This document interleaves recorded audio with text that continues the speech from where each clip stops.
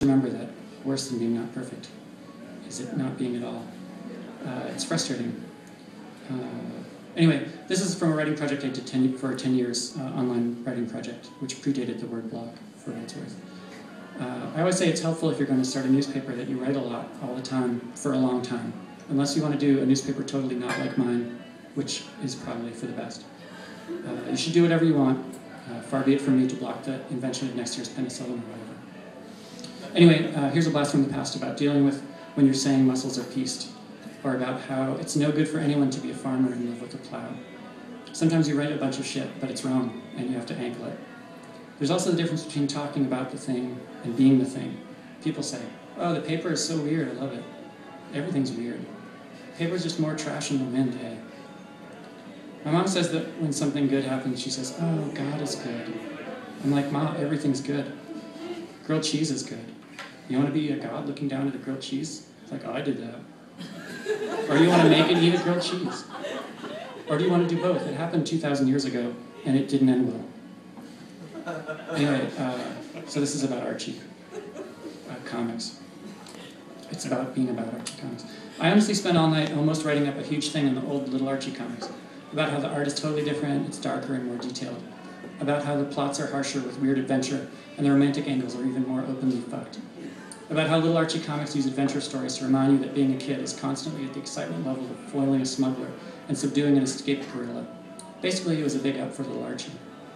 It's sort of a shame to throw a few hours worth of writing away, but ultimately all this essaying was taking me out of the game and not leading me down a navigable path to the important conclusion of the night, which is that every day is still a damn gorilla.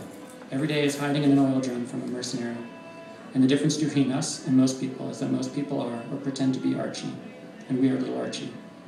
Different simultaneous facets of the same jewel, closer to the void versions of the retconned milk toast supplanters. I actually love huge edits like this, and I find them enormously satisfying. The other day I wrote for 4 hours for a new zine, and then replaced it with just one word, hi. And then Nick Curtin wrote in to say, I think I've mentioned this before, but this website needs more Archie content, and not more Archie content pump fakes. So everyone's a critic. Okay, so I'm going to wrap this up. I have two little slight details before the headlining event. I want to say this. I said this the last time I did a reading, and I think it helped a lot of people out. There's a after-school program here called Fort Rochelle. It was at a library, and it was about making forts and doing other weird art stuff. And they had a blog, and this one kid wrote, and he was absolutely the best. He was my favorite writer. And one day he wrote about the top 6 crazy stuff of art. I've always found this extreme influence and inspiration. So all you artists out there, take notes. Here are the top 6 crazy stuff of art.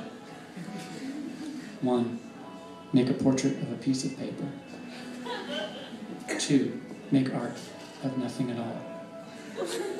3, make a mask out of human flesh. 4, draw the color white with a black pencil. 5, build a statue out of eyeballs. And 6, draw a cartoon with no cartoon.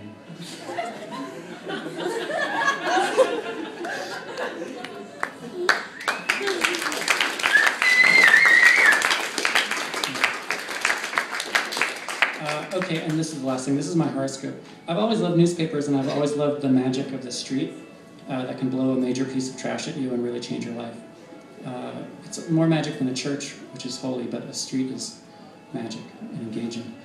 Anyway, the content of the newspaper is always interesting if it's overt, like a story, or it's covert, like a politic. But I especially relish those unimportant parts of the paper, like yesterday's crossword solution or horse racing results. They were more like the street. They were rich in interpretation and possibility. A story, you read it and you have read it. An arbitrary collection of words in a crossword solution has room for me to get in and wiggle around a little bit. Anyway, this is a solution to a cryptogram letter replacement puzzle that I clipped out years ago, and it kind of became my business plan. It's in 3 parts. Do you know what I'm talking about? It's like you see it in the paper, it's just a jumble of letters, and like the E stands for H, the H stands for N. You have to figure out you don't have the key, you got because we're not talking about it. Okay, it's in 3 parts. Random. 1. The code was cracked by wisecracking solvers who had honed their skills in a very magical way over too many years to be beaten or thwarted. 2. Precious recipes from Grandma's cookbook continue to gratify precocious chefs trying to emulate her brilliant cookie culinary miracles. 3. Planting irises, roses, and sweet peas will result in blooming and delightful gardens. Don't forget forget-me-nots and their beautiful blues. Okay, thank you. I have nothing for sale. The newspaper is free, and the new issue is hot off the press.